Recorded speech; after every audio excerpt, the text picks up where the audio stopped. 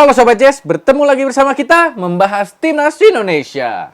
Sebelum kita memulai pembahasannya, jangan lupa di-subscribe dan di-like.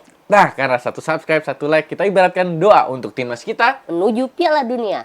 Amin. Nah, ini ada berita terbaru ya, di mana Pak Erik ya, berkata, apa kalian masih percaya pada proyek ini? Masih percaya saya sebagai pemimpin kalian?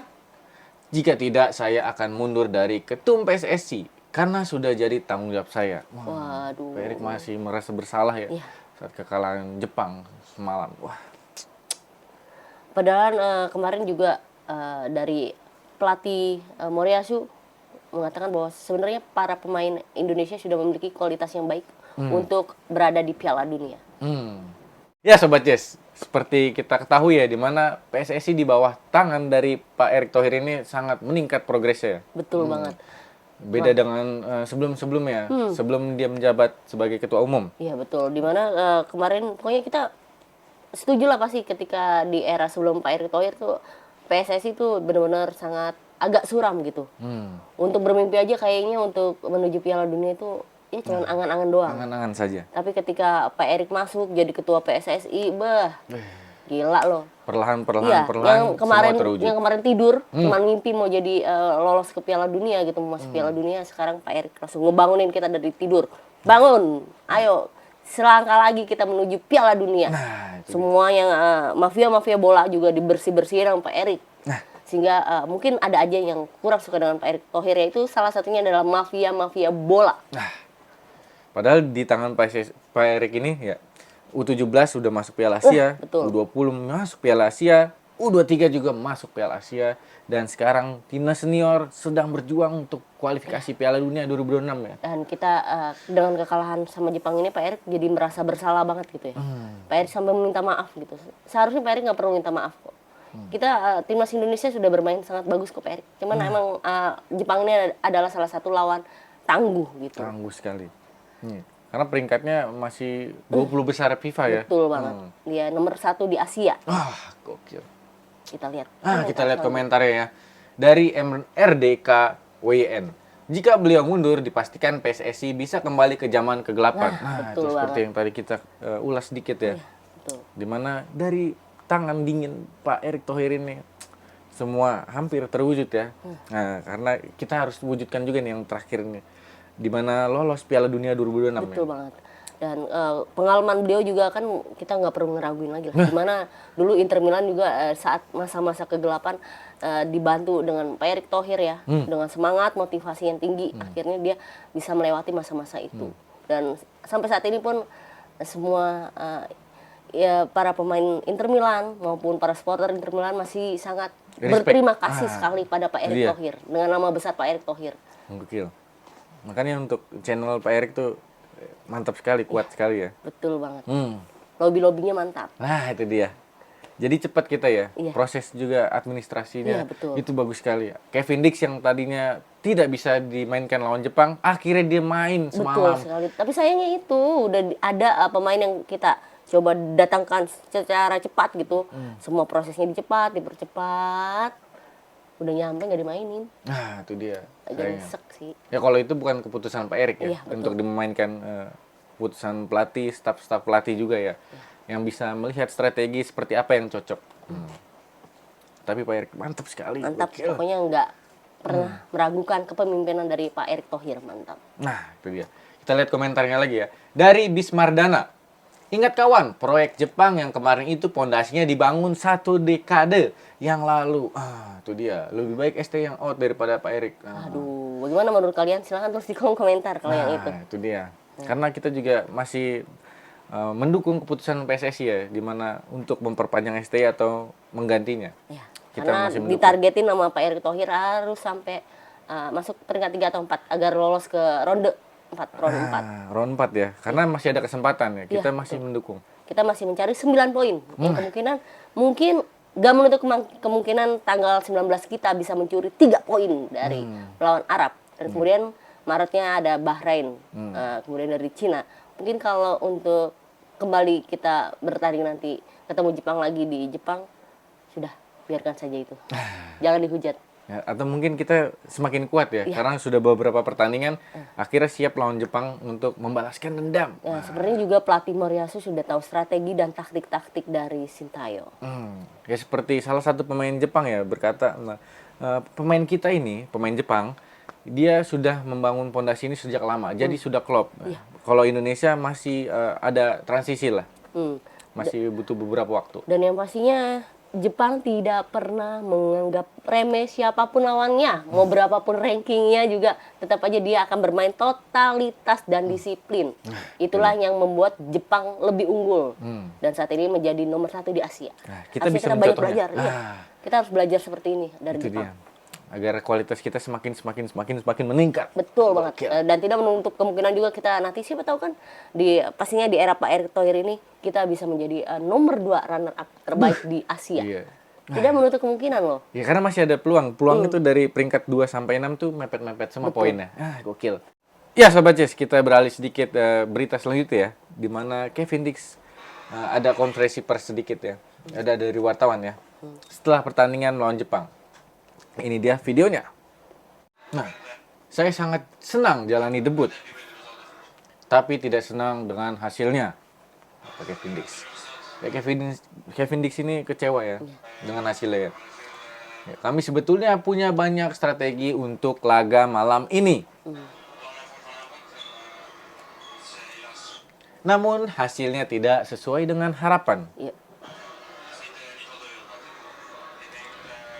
Saya baru bisa mengingat debut ini secara positif nanti. Akan dipelajari nanti. Awal laga berjalan bagus. Iya. Tapi kami tidak mencetak gol. Kemudian mereka mencetak gol. Ya, perbedaan kami dengan Jepang adalah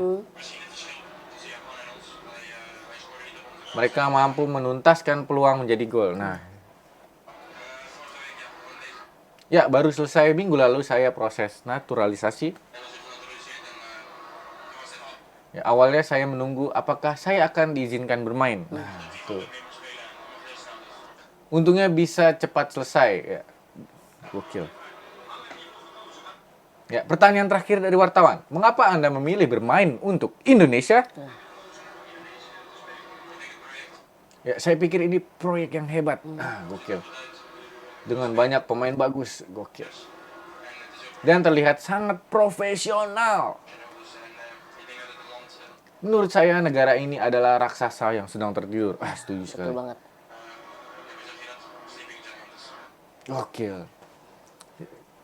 Ya, kita lihat sebagaimana Kevin Dix juga mungkin sedikit kecewa karena dia tidak bermain 90 menit ya. Iya. Dia ada benturan di kepala sedikit, lalu ada kaki. cedera di kaki juga ya. Ya, dimana pas di laga terakhir ketika kita menyanyikan lagu Tanah Air ya, pastinya lagu kebanggaan kita juga, itu dia sudah terlilit oleh perban kakinya. Itu dia. Dan kita doakan semoga cepat pulih agar tanggal 19 kita mampu menjamu Arab dengan baik.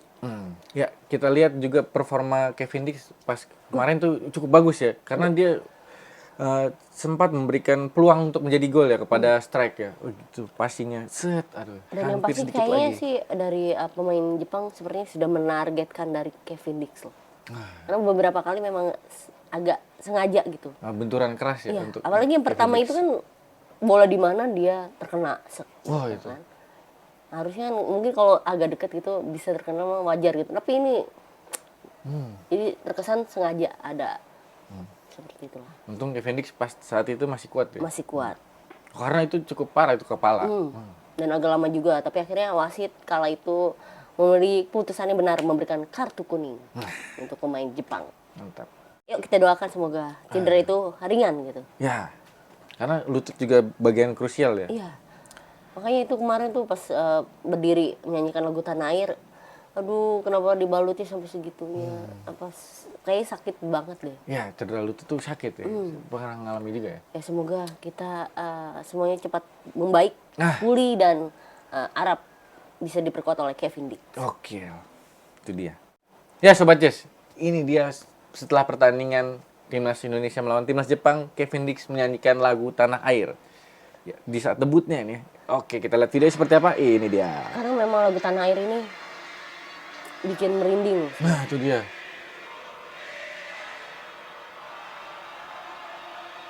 Iya betul, lagu Tanah Air tuh selalu merinding dengar lagu ini. Betul banget. Sangat haru karena lagunya, liriknya Ya, kita sangat lihat dalam. Gimana terlihat apal ya. Iya.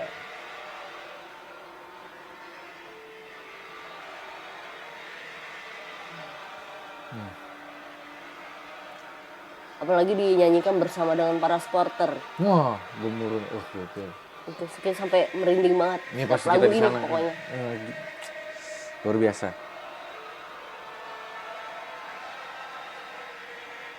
Kevin Dix. Tapi tenang aja, Kevin Dix sudah memberikan yang terbaik. Hmm.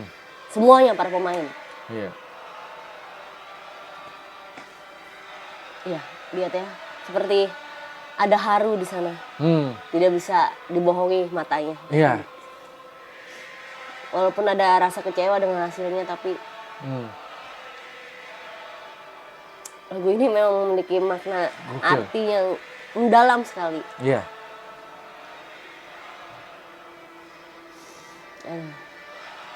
Sedih sekali.